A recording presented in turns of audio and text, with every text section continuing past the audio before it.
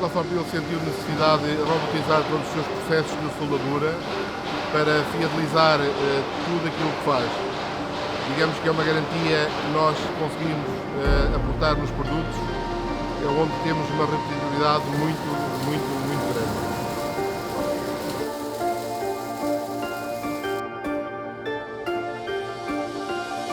A relação da Ciclofabril com a Motofil é já longínqua, uma vez que ainda a Motofil não estava na área da robotização, já a Ciclofabril era cliente da Motofil.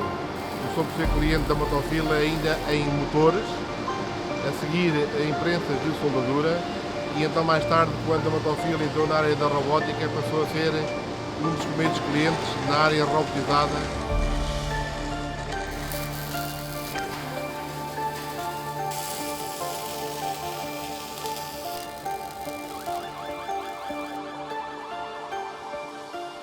A Motofil diferencia-se pela concorrência, pela proximidade que mantém com os clientes e pela sempre atenta atividade que mantém nos equipamentos que estão instalados. Isso significa dizer que raramente temos um equipamento da Motofil parado por falta de assistência técnica ou por falta de spray parts.